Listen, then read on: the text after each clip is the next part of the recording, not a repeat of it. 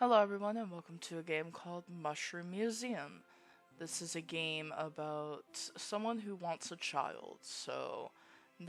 Some crafty witch decides to give them the ability to grow basically like flower homunculi. Once upon a time there was a humble recluse. Though they had no need for society, they did often find themselves home to a loneliness that they could never quite shake. In the morning the sun would rise, at night it would set. The recluse would observe this splendor, knowing that the sight would be made all more beautiful by having someone to share it with. It wasn't that they desired a relationship. Perhaps it was a flame that had burned them one too many times, or perhaps they were simply disinterested. No, a child, that's what they wanted. Someone to take care of, to teach. Unfortunately, it was a longing that could not be found, not in these woods alone. However, we are never quite as alone as we think we are we? One day a witch appeared, as if drawn by the intensity of the recluse's desire. The lumber that the recluse had spent the morning gathering slipped through their hands as they spotted her, the witch of the woods. She began to speak. You desire a child, yes? For some, those are quite easy to come by, but not you, it would seem. Let us make a deal, then. If you do 3 simple chores for me, I will present you with a daughter of your very own. The recluse, caught up in the moment of naivety, quickly agreed. The witch, knowing that the recluse was destined to accept, simply nodded, and began to deliver the first of these so-called chores without hesitation. It is important for a young person to be well grounded in this world, I hear. Bring me a jar of soil to help with this process. Keep in mind that not all dirt is the same, though. Consider the source carefully. Soil? That did sound somewhat magical, the recluse supposed. Left with this vague prompt, they considered their options.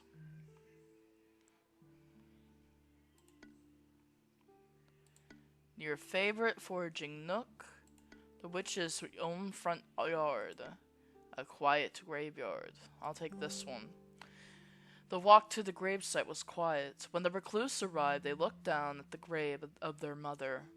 Perhaps this child wouldn't be related by blood, but she could be related by dirt, if nothing else.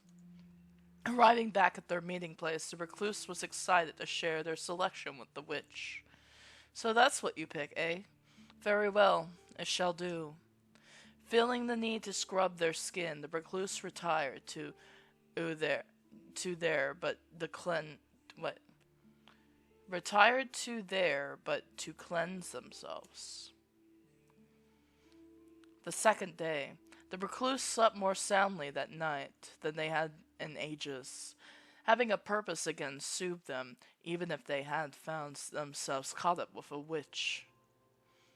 They elected not to think about that, though.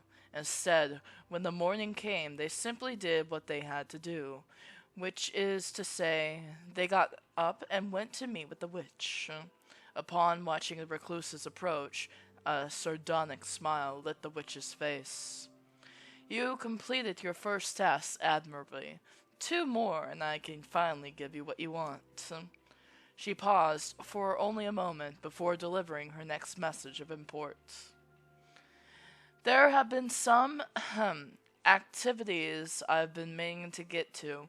Perhaps you could make yourself useful and cross one of them off the list for me.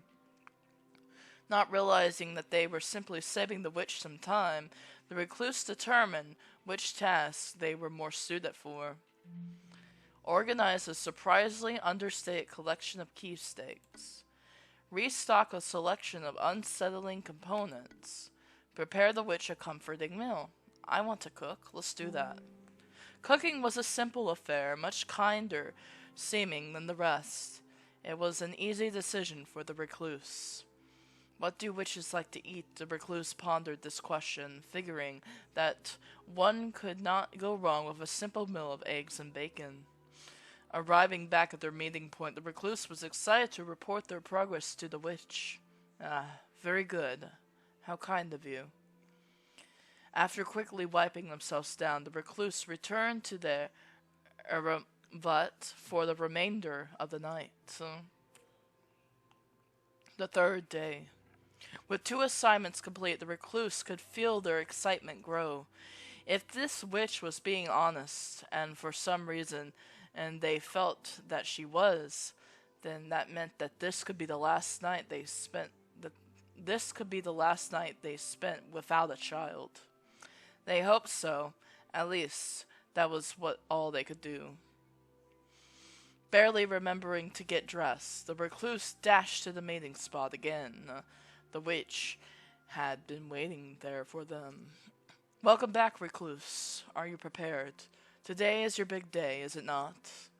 The last task is an easy one, or at least I believe so. Bring me something colorful, something bright, that you think will suit her. When they were first told of these 3 tasks, the recluse had imagined things that were much more difficult, that seemed so easy as to be a trick, which they suppose only meant they should take it seriously, as if a mistake could mean death. With death in mind, the recluse needed to decide where to search for color. A field of flowers, a stony river. I didn't mean to pick that one. Though underwater wasn't the first place most people thought of for color, the recluse understood there were many shades that people failed to consider. They arrive at a nearby river, glancing into the glassy water to spy a variety of small, shining stones. Jasper's nature's deep brown canvas. Obsidian dark, glassy ghosts of ancient fire. Brimstone, a yellow alkaline wonder. Turquoise, prized for symbols of luck and fortune. A strange, almost bloody stone. I like the obsidian, dark, glassy ghosts of ancient fire. A small black orb was the object of the recluse's interest.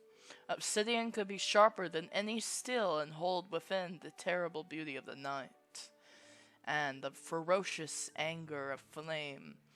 So many possibilities, such capacity for their daughter. It was perfect. The recluse returned to the witch, but the color item in hand. The witch's hut, rather. That's what I say.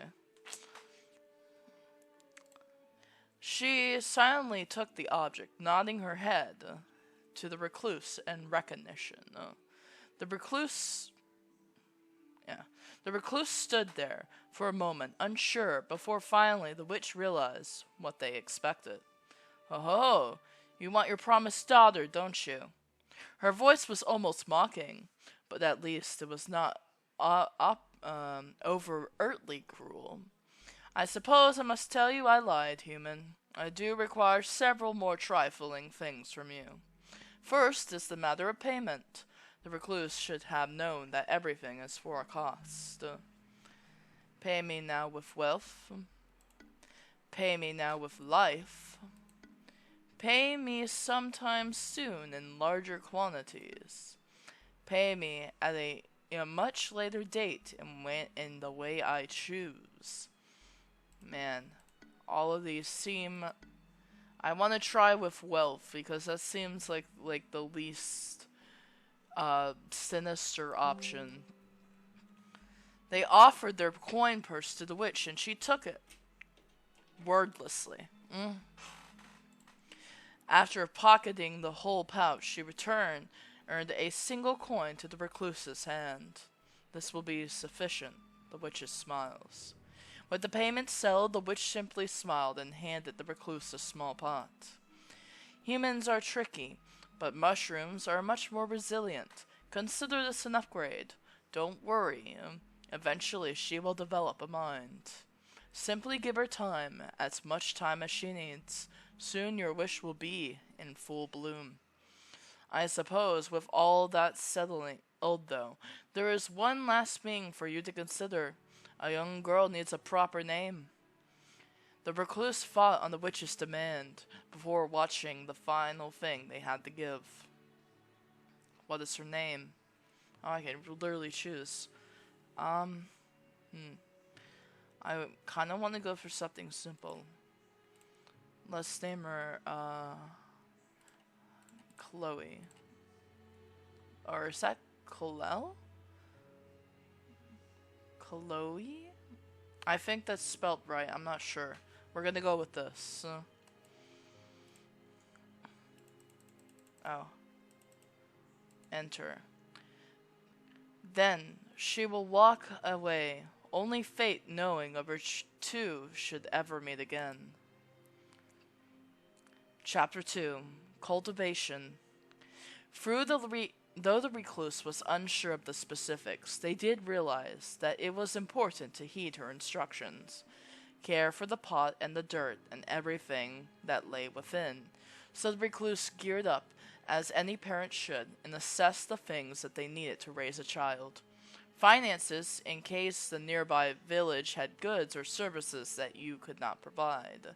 Nutrients for the child to help it grow strong. They would need plenty, as it would be depleted on a daily basis. And finally, the recluse's own stamina could not be ignored. One cannot burn the candle from both ends indefinitely. Thus began the longest growing season of the recluse's life. The day got in the way from you already. The sun's gentle descent is being swallowed behind the forest's reach. You weren't able to finish everything you set out for today, but you only have time for one more chore. You already worked hard enough. Retire to the tavern. Purchase new construction material for your own hut. Barter for some fine substrates to better grow your daughter. Finish a favor the villager's leader asked of you. Let's do this one. An amateur mycologist in the village recently informed you that he had some new supplies that may interest you. Deciding to take him up on this offer, you come to the conclusion after a brief meeting that he was right. You take home a fine new patch of soil, and he takes some of your hard-earned coin. Your tasks behind you, you and your daughter return home, each due a nice bath and a simple dinner. How can a pot of dirt have a bath? Whoa, I didn't mean to click through that. I can't go back either. Something. You loathe to interact with others, but you may have to find some work in town. Suck it up and get to work. You'd rather die poor than get a job, and you just might. Nope, we're getting to work.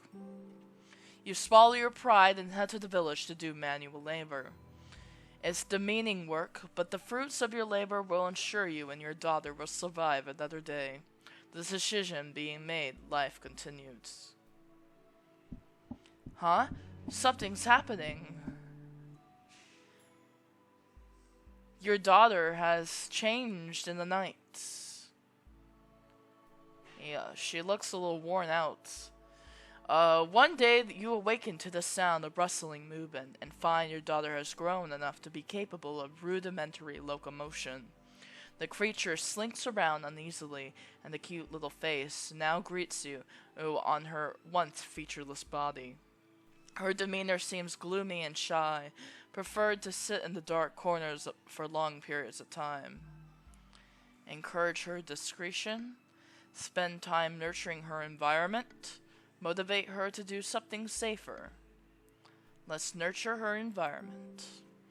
You decide that now's the best time to promote her growth, spending extra effort improving her living conditions. Your daughter seems to appreciate the attention and emotes cheerfully. The decision being made, life continues. One evening, you hear a light knocking at your door, quite a rare occurrence. Peeking through the window, you witness none other than the Witch of the Woods standing on your doorstep of your humble abode. Could she be here for a visit, or to settle a debt? Introduce her to your daughter. Privately request a stipend. Let's introduce her. Perhaps it was time for your daughter to meet the witch. She could maybe even learn a thing or two. The two of you answer the door and invite the gloomy woman inside for dry and awkward small talk. Something about the way you two absently share with each other. You wonder if they made some sort of connection today. The decision being made, life continues.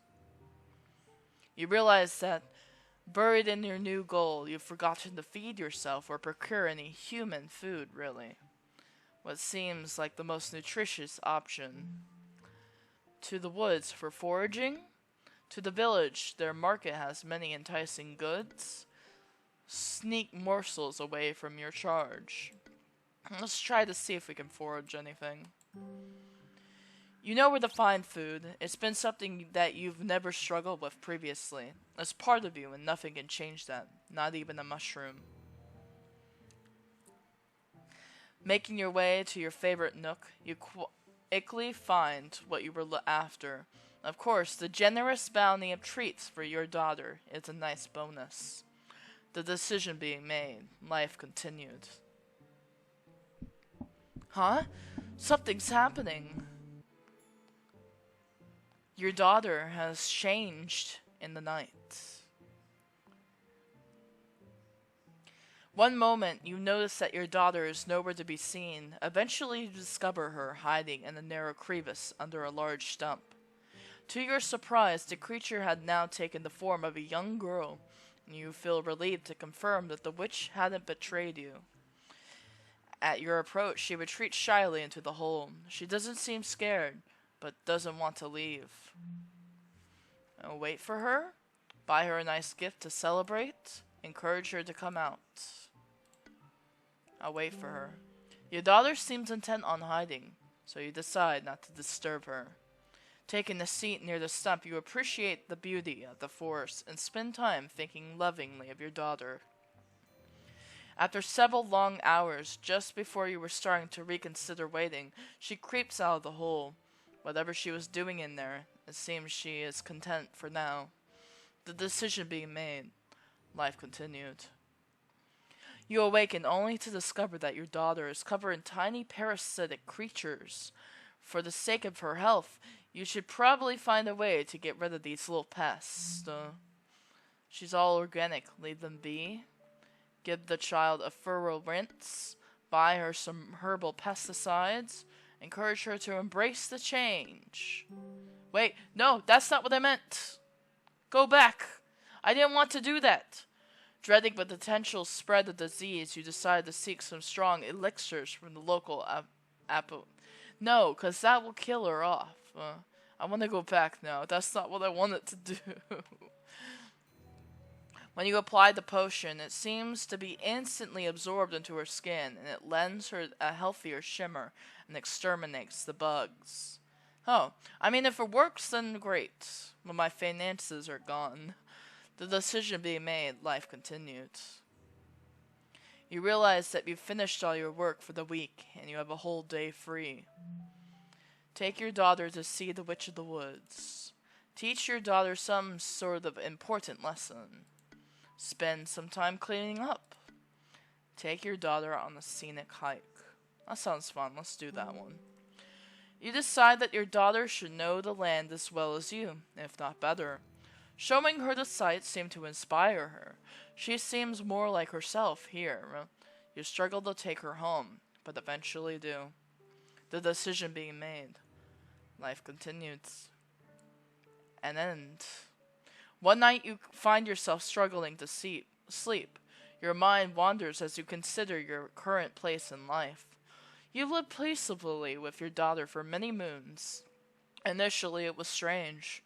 Well, it never stopped being strange, but you were always thankful for the company. Besides the affection you felt for her, was like any parent would feel towards their child. That was normal, at least. Your thoughts turned into the concept of time, particularly how you were once alone, and how are afraid that you will be again someday. Your daughter had more and more curiosities about the outside world. It's only a matter of time before she wants to strike her own path. You hope that you will be fulfilled now. You hope that you've done enough. Ultimately, you find comfort in what you've done. You may have had many failures in your life, but there's one thing you know you can die proud of. And a new beginning. Telling the recluse that you wanted to see more of the world wasn't an easy conversation. As they grew older, you worried about leaving them on their own. Thankfully, your concerns were unwarranted. They were happy that you had grown enough to want to move out. They even offered to help you build your own home close to theirs. You were welcome to visit any time, obviously. Faster than you would have anticipated, the two of you built your home together. They showed you all the tricks they knew and made sure to impart as much knowledge as they possibly could. Finally, the day arrived, and you were officially on your own. You were scared a little, but also excited. It felt like a new chapter was just beginning for you. Wow, this continues a lot. Chapter 3. A Girl on Her Own. You awake one night to a light of the moon, and the eerie sound of singing. As if your body isn't your own, the cool night air is drawn over your flesh upon leaving the house. And just outside you see a group of tiny fairies are dancing, and singing around inside a ring of sprouted mushrooms. One of them spots you watching and motions you closer. Go forward and play with the fairies. Go back to bed. Try to capture some of them. Let's see what happens if we engage. As you approach, the fairies begin to dance around you. Some sing and others tug at your wrist. You feel compelled to follow them. I rolled a 6. That's not good. As enchanting as it is, you begin to notice your home growing even further away, and some fairies have grown shifty, giggling conspicuously. It's obviously a trap, but before the trickster can get at the better of you, you turn and run back home, the sounds of bickering fairies behind you. Thankfully, you're able to get home safely, a little too magical for an adventure behind you. Well, good thing we ran back. As you take an evening stroll for the nearby woods, you happen to overhear something of loud commotion. When you approach the noise, you're able to see the situation more clearly. 2 teenage miscreants seem to be harassing a child. I don't want others in my forest. Get them all out of here. Leave them to their own devices. Give the teens a scare. Try to help solve the situation diplomatically. I'll try that. Seeing the larger children pick on the smaller child strikes you as an injustice. Without any delay, you step through the bush until you are close enough to speak to the group. You gently yet firmly tell them and explain to them that it is wrong to treat others with cruelty, especially young children. You also make sure to mention that even you, a random forest mushroom grower, knows this. The teens mainly appear to be embarrassed that they were caught. They bashfully offer an explanation that the child is their brother, and they were just giving him a hard time, but even they seem to be aware of this flimsy excuse. You leave them after forcing the teens to apologize. Mission accomplished. The sun is low in the sky, casting a beautiful warm tint across everything that you saw. Today is a particularly beautiful sight, blossoming fruit trees and the wind blowing through the grass. Your eyes feel heavy and suddenly you find yourself falling in a deep sleep. In your dreams, you're sitting on the tree branch. There's a flute playing somewhere. Then suddenly the flute is next to you. Attached to it is a vague shape of a woman. I haven't seen you around here before. Welcome. Whenever you go to look at her, it feels like she shifts. You can't quite describe her. You probably won't remember me when you wake up, but it's nice to have met you. After sitting there in silence for a second, she starts playing again. Where do you go when I'm awake? Sing along. Try to memorize this place. Fly. Let's take the dream into lucidity, you know? The landscape looks so lush, you feel compelled to enjoy it thoroughly. You lean over, falling off the branch and into the air. You spin in circles, then span out. The feeling of the wind in your hair invigorates you. When you wake up, you feel like you've slept for far longer than you had. You put the feeling behind you. It's dark out. You should be getting home. You feel a crisp breeze. The heat is relenting. Trees are changing in color. Fall has arrived. You leave your home in the later hours of the morning one day, only to sit upon a strange woman not too far from your front door. I bet it's the witch. She's stalking me, bro. It's immediately apparent she doesn't notice you. Heck, she might not even notice the house. That's just right there. As it stands, the slender, a bespectacled woman has her gaze locked to the sky. She'd be a statue, if not for the periodic wave of the hand, setting errant strands of silver back into the messy ponytail. Watching her for a moment, you stand to reason that maybe something's wrong. Plus, she looks harmless enough. Maybe she's worth approaching. Observe her from a distance. Play it safe and leave her alone. Can I help you? Attempt to scare her off. I'm interested. The woman whirls around, caught off guard by your sudden appearance. Oh, I'm sorry, she stammers, before catching a good look at you. Oh, my, you're an interesting creature, aren't you? Her inquisition borders heavily on familiarity, but you let it slide.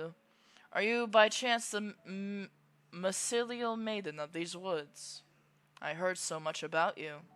It's such a shame. I'm pursuing other interests right now. I would love so much to study you. Sorry, is that weird? That's weird, right? The woman pushes back a series of stray hairs, smiling sweetly through her thin lips and eyes that glitter like velvet gems. It's almost enthralling. Right then, I should introduce myself. My name's, Celia? Kalia? I am, I suppose, what you would call a scholar of sorts.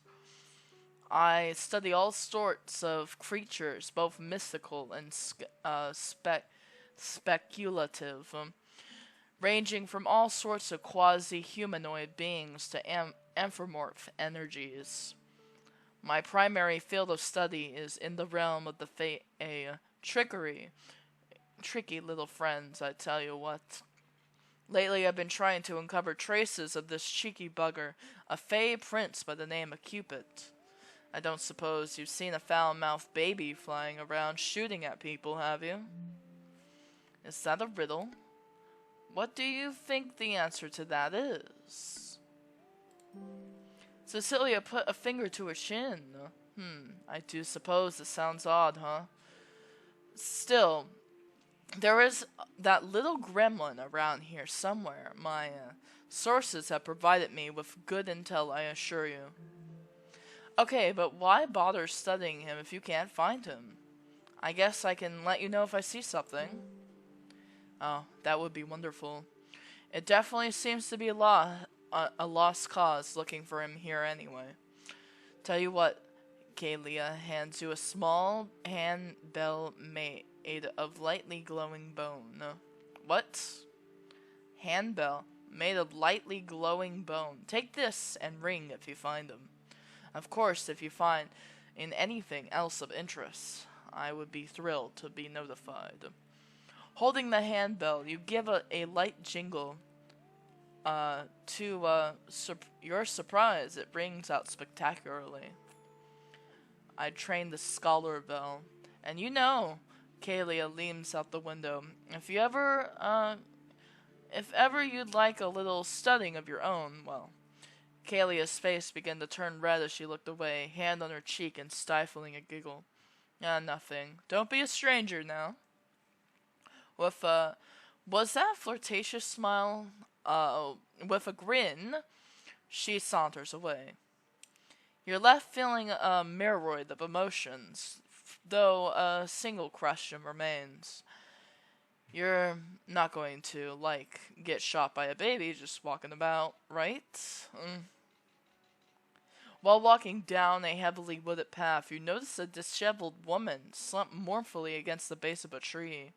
She bears numerous scrapes and light wounds, as well as particularly coal-black lips. Her clothes are torn and dirty, but despite this, you can tell they were once quite expensive. Curiosity piqued, and you approach the woman, asking if she needs help with something. The woman grimaces, shaking her head. Nothing can be done for me. I have been sentenced to death. As she speaks, you notice her tongue is stained, as if she had been licking ink. You can't help but feel intrigued, so you insist, what does she mean? A few weeks ago, I was walking through these woods when I witnessed the most beautiful woman I've ever known picking flowers alone. I am ashamed to say I was so taken by her stunning looks that I followed the woman, aiming to at least ask her name. I discovered far too late, however, that it was no woman, but the Witch of the Woods herself. Your eyes widen. Few humans would ever speak of the witch. To follow her into the forest is regarding as well a death sentence. I know not if it was a punishment or fulfillment of my unspoken requests, but upon my approach she twisted around and met me with a terrifying intense kiss. When I came around again, I bore a terrible curse. She visibly trembles, pulling at the tattering ends of her elegant dress. Solid cobbles seem to shift under my feet, and steady tools writhe like snakes in my grass, conspiring to be dropped. I have been doomed to fail at all things. I have lost my work, my coin, and I cannot even prepare food or forage without injuring myself. It has been reached a point where I can do nothing but sit here and await. She trails off, pursuing her blackened lips. Again, the doomed lady falls against the tree, staring blankly. It's apparent that she had utterly lost her will to go on. A cursed kiss from the Witch of the Woods. How unexpected. Ask her to give the curse to you with a kiss. Decline the interference in the witch's business. Tell her to pursue a romance with the witch. I don't know. Once someone condemns you to death, I don't feel like there's any romance going on. But maybe it'll give her some hope. I'm interested in this option. The lady is clearly missing the most important part here. The witch is totally into her. Yeah, definitely. Yeah, when you send an evil curse on somebody, they're definitely into you. 100%. You tell her that the curse is a mark of affection, a black rose bequeathed to her beloved. The ways in which witches court is beyond our understanding, and might even seem painful at times. She considers for a moment, and her face reddens. You really think she loves me that much? You nod enthusiastically. Who is more qualified to make guesses at the witch's intentions than you? With renewed resolve, the woman gathers the last of her things and departs into the woods. As she disappears between the trees, clutching a bright red rose in her hands, she resembles a sacrifice being made to the woods. You do hope the witch treats her kindly, after all. Well, good luck with that. While out for a walk around the outskirts of the village, you stumble upon a small lake that you know the villagers frequent as a place to relax. You notice a group of young villagers swimming not far from the shore, while a woman fishes from a small dock a ways away. How should you spend your time here? Enter the lake and sneak up on the young villagers? Nah. Sit at the dock. You're more curious how fishing works. Take a swim. Sit and soak your feet in the water. Just go home. No, I don't want to just go home. I want to do fishing. Maybe I'll learn it for something. Maybe I could go swimming though. That could help me. Or I wanna get to know people. What? You take a nice long dip in the clear waters of the lake, feeling hydrated and a little stronger afterwards. Okay, I went for a swim, okay? How refreshing that there wasn't hard one bit. A chilling breeze greets you one morning, heralding the approach of winter. The end of the year approaches and you find yourself considering your aspirations. You want to accomplish something significant. You decide something you'll remember. Take on a dangerous quest. Attempt and a charming evening at the gala. Pursue a great aspiration. Decide not to pursue anything. I want to attend a charming evening at the gala because why not? Recently, I just wanted to see the background art for this, to be honest. Recently, you garnered enough attention in the area to be invited to a high-class event. This could be an opportunity to celebrate the year or invite someone you wish to grow closer with. Attend the gala alone. Invite the girl of your dreams. Invite the person who raised you. Actually, don't go to the gala. No, I'm going to the gala. We're going. I don't know. Let's invite our mom, I guess. I would do that. She's a recluse, but maybe she'll be down to go with me to the gala. You know that the recluse is not a fan of crowds. However, the thought of attending the gala with them appeals to you. Besides, you couldn't imagine a better person to laugh at normal humans with. The gala isn't until the end of the year. That should be plenty of time to pay the recluse a visit. While taking a stroll down the center of town, you catch the eye of a curious group of children. One of them lifts a finger to point at you and shouts, "Look, a big mushy!" That's pretty rude, by all means. What do you want to do about this? Ignore the children and just keep walking. How rude! Point and shout right back at them. Go over and see if they would like to play. I would prefer this option, anyway. I rolled a 4. It was a critical fail. When you begin to walk towards them, the children interpret it as a hostile action and scatter with a volley of screams. No! That's not what I wanted. I should have just ignored them and walked away. You decide it would be easier to leave than to try and explain, so you cut your stroll short and flee the town. Oh no. You are wandering the suburbs in the village one day when you notice an unusual sight. Before you is a collection of 5 or 6 young humans crowded together in a circle.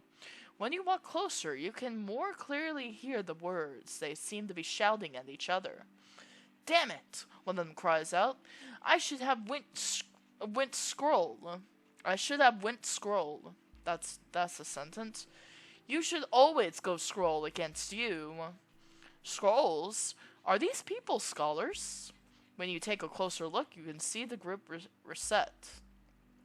2 new humans go to the center of the circle, holding one fist out each. The rest of the group takes an anticipatory position, looking on in intense excitement. This is it! If you win this, you will win the whole pot. One of the onlookers was speaking closely to one competitor. How intriguing. A pot? A prize pot? You only have a boring old regular pot. A prize pot would be quite an upgrade. In fact, you can see it from here, an ornate box near the edge of the group. You want the pot. How do you try to get it? Join the competition last minute. They're only humans, scare them away from the prize. This can't be legal. Report them to the authorities. I don't want or need a new pot. I will never want or need a new pot. I want the pot. Let's try to win it how they are trying to win. You're not even sure if it's too late to join, but the moment it's getting later every passing second. Without another moment of delay, you run forward and implore them to let you join this mysterious ceremony. The humans share looks with each other than words. Do we have to? I just want to win this thing and get it over with. Of course you'd say that, Jeremy. I think a random mushroom lady showing up is a good curveball myself. But what if she wins the prize? Oh, whatever. She can have it. It's not that good anyways. Finally, they seem to reach a decision. Yeah, you can play. One of them finally tells you. You know the rules of stone, scroll, shears, right? Unfortunately, they are forced to you are forced to tell them that you do not know the rules they speak of. Thankfully, they are quick teachers. They tell you that a countdown is preferred, and at the end of the countdown, you must perform a hand side of either stone, scroll, or shears. Stone can defeat shears, scroll can defeat stone, and shears can defeat scroll. This is a cool twist on rock, paper, scissors. This all seems a little strange to you, but it is sort of game that you have not encountered before.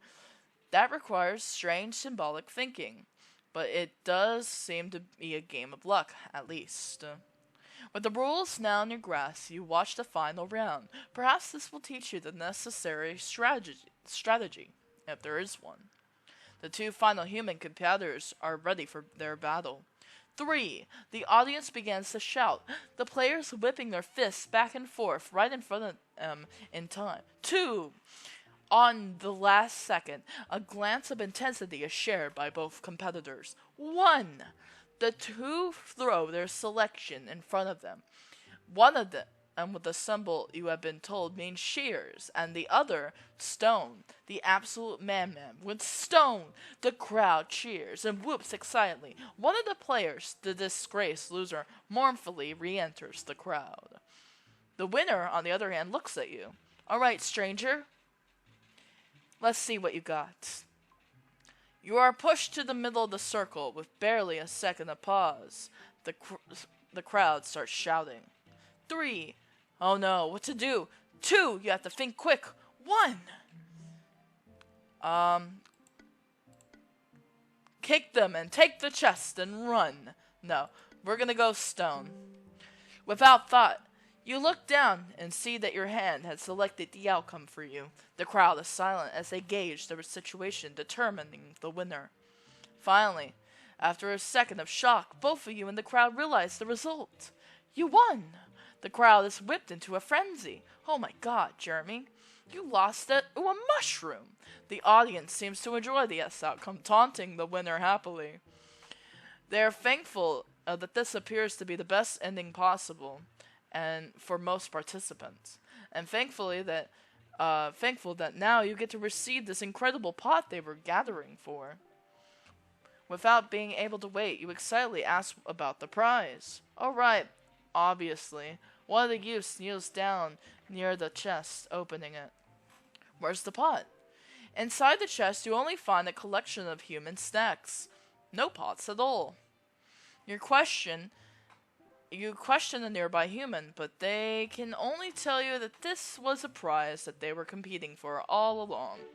Well, it's no amazing pot that you suppose you accept, a bounty of treats as well. You begin shoving them into your bag, as the teens make for small talk with you. Finally, you gathered it all, and you stand and bid them farewell, thanking them for letting you play their game. No problem. A mysterious last-minute competitor is always a good time. One of them tells you. The group cheers your exit. On your way home, you casually take a cookie from your bag and start eating it. Victory is sweet, after all. We won, guys! Finally, I'm winning at something. There's a knock on your door. When you go to answer it, a woman dressed in somewhat tacky dress. Oh, hi, I'm from a nearby town and I came here on the behalf of all the local mothers. All the that's a lot of people. This introduction leaves you feeling a little uneasy as she continues speaking to you in the sense that she's clearly feeling the emotions of fear. We were hoping that we could convince you to come out and, show off a little for the kids, show them, the real you. Is that something you'd be interested in? We could provide lunch, obviously. After some more nervous chat, the woman writes down the location on a small piece of paper and thrusts this in your hand. Afterwards, she all but runs away. I know, everyone's been nice so far, but this could be a trap. You consider the strange woman and her strange invitation. It seems like a picnic of sorts, actually. You suppose you'll attend? You perfectly content to stay home doing chores. I'm interested. I'm very interested in this trap that's obviously a trap. Weirdly, some parts of you feel compelled to attend. Perhaps some small obligation to help the children understand that mushroom people are good people too, okay? Or maybe just the thought that if you introduce yourself to a lot of them at once, they wouldn't trouble you if they saw you in the woods later. Or the free lunch. Quickly as the day of the event arrives, you gussy yourself up, or at least as much as possible for a girl like you, and make the calm walk to the village schoolhouse. As you enter, it takes you a second to really take in the scene. There's nearly a dozen children of varying sizes and ages, a few older humans standing around the edges of the room, and a table with some very rudimentary foods on it. You correctly identify this as the lunch provided. As you go to take a piece of bread, one of the adults grabs your shoulder. Oh, thank goodness you showed up. I wasn't sure if you would, why don't you go ahead and stand up front? Does that sound good? While you would have preferred some lunch first, you agreed to the plan. You stand up in front of the room and in front of the dark board with white scribblings on it. The children turn silent, all staring at you wide-eyed. Finally, a number of hands shoot up. One of the parents interprets. They raise their hand if they have something they'd like to ask you. With a polite system, you look over the crowd, deciding who to pick. You point at a random child, a girl with pigtails. She's quick to ask. Is it true that all you have to eat are sticks and stones? Yes! Oh no, I eat other things like bread and stones. You tell the children that, of course, it is untrue. That your daily diet is as much as well-rounded with a more significant showing of fine nutrition, dirts, and substrates. Sticks are only sometimes a snack, and rocks are not a pleasant texture. You can see some thought happening behind their eyes. One girl sitting near the window seems to be curiously eyeing a tasty and looking tree outside. Perhaps you are a trendsetter. The attending parents seem concerned at this curiosity, but that's not your problem. You spend a while answering questions from the children. Finally, after a while, one of the adults speak. It looks like we have time for one more question. It's hard to say, but you get the impression that they seem uninfused with this experience so far. You suspect that they thought that your answers would be more exciting or perhaps more frightening for the children. Nevertheless, they seem to be full of questions for you. Once more, you point to a random child clutching an old blanket. Their voice cracks while asking, "How old are you?" "I was born in spring, ageless." "I don't know if I'm ageless. I'm just saying I'm born in spring." The child speaking at you gasps, "I'm older than you!" This realization set the classroom on fire. Metaphorically speaking, of course. "How come she doesn't have to go to school?" another child cries, clearly angry at the reality that they didn't have to be here. The adults were quick to respond, trying to calm down the now angry mob. "I don't think we'll be able to get them to quiet down. Maybe you should just go home for now. Besides, you've done enough," one of the adults tell you, ushering you out the door. "Alright, You get the impression you've done something wrong. But you don't quite understand what. Oh well, you just did what was requested of you, I suppose. You head home, contemplating how strange humans are, but particularly the big ones. One afternoon, while sitting at home, you realize something. Today is the day of the town's end-year gala. This is something you've been anticipating. You were thrilled with your parent agreeing to join you.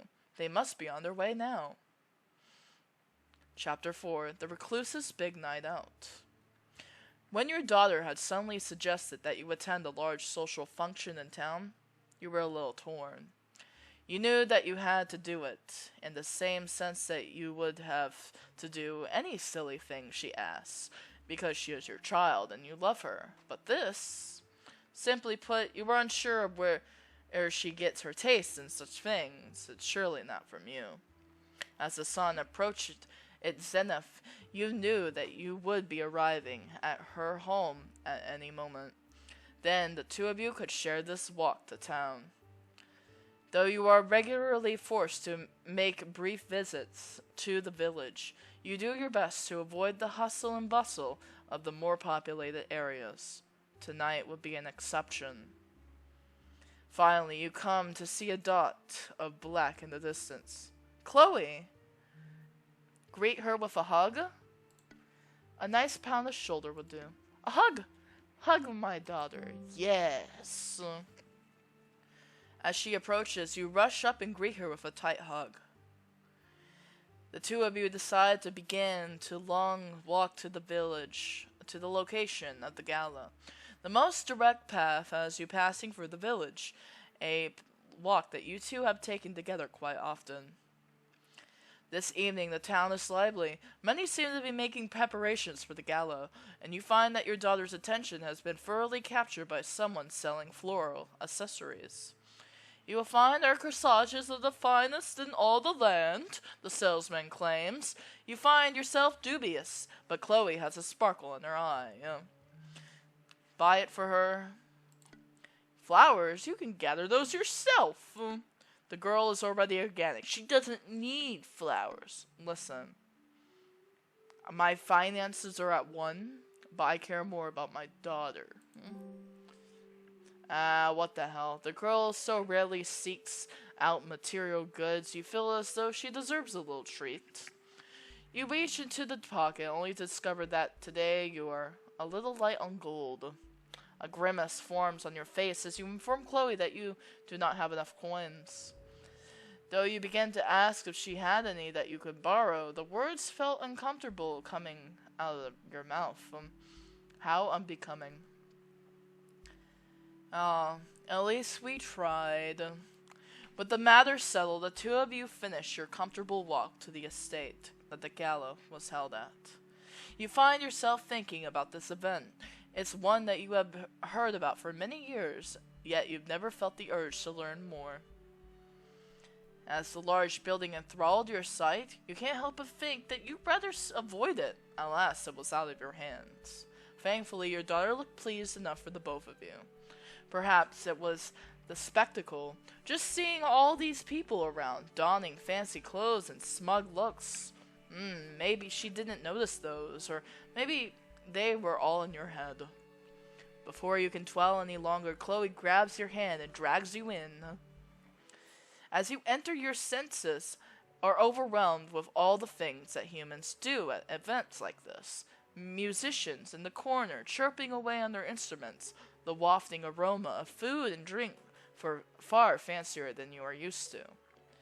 A wonderland of human creation by humans for humans. Sometimes you feel as though you don't fit into that category, or that you must not if you don't enjoy such things.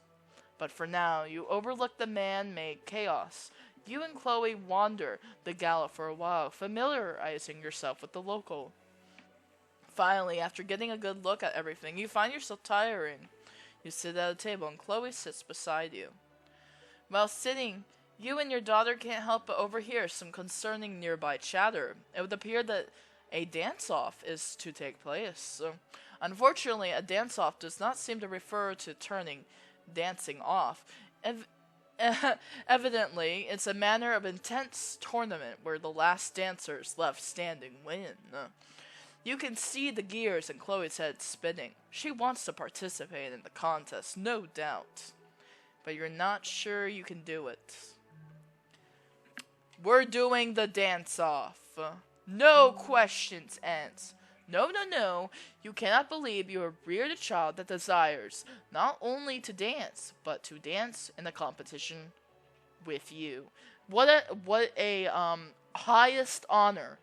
If your daughter wants to dance with you, especially like when they get older, then that means you're doing something right, okay? You also cannot believe that you want to do it for her, despite your many concerns. The panic fills your head and chest, and you do your best to push it away. You try to repeat the mantra, "It's for her," which helps. You stand, casually dusting your shoulder off, and tell her you are prepared. When you arrive at the dance floor, you are surprised by the number of participants. Probably 20 people stand before you. And you were supposed to dance for longer than any of them. Gulp. The judge at the contest stands tall, wearing a colorful scarf to distinguish them from the crowd. The rules are simple. The last dancing duo wins. Now let's hear it for the band. As they finish speaking, the band leaps to life. Loud melodic music fills the dance floor as the participants begin to dance. Now all that's left is to dance.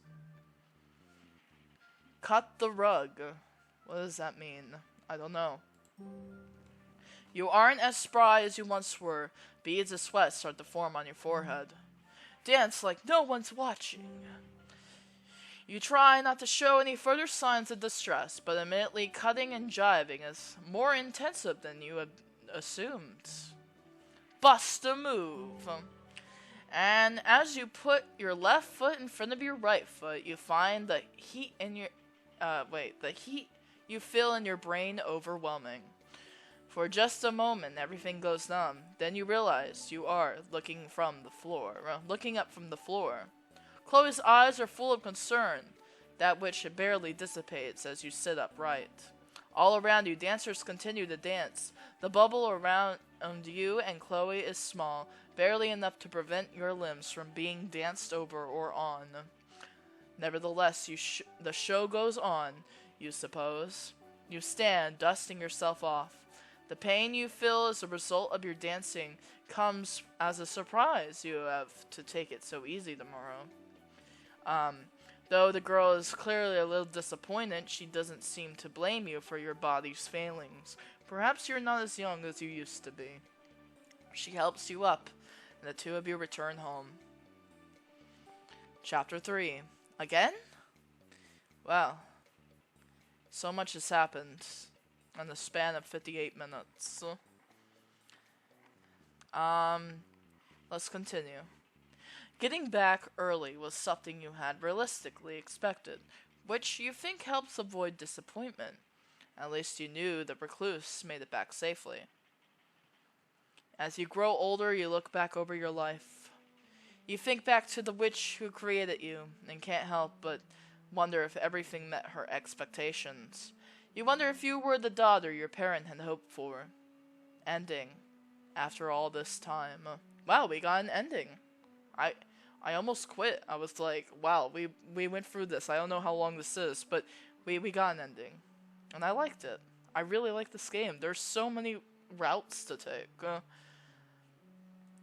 And that was Chloe. Looming black men's dead finger. My achievements, you have grown up. I'm off-putting death's repos. Got some cars, some tokens. My young adult. You have grown into a young woman unexpectedly. Wow, that means I did a lot of things right. A small handbell made of bone used to summon Celia the Scholar. Family. Mystic bond. You have developed some rapport with your creator, the Witch of the Woods, and loving parent. The recluse will always live in your heart, and for the time being, next door. Aw. Well, that was fun. I'm glad I got to do this. I'm kind of interested in other things that can be done in this game. I might play it by myself, or maybe I could do a stream of some other stuff that we can do in this game. It's actually, wow, there's a lot of content here for this just being like the start of it. I really enjoyed, I really enjoyed it. Thank you guys so much for watching if you made it this far. This was such a wholesome story, spooky witch story. That was wholesome. I hope you guys, I hope you guys enjoyed it. Thank you so much for watching. I'll see you in the next video, alright? Goodbye.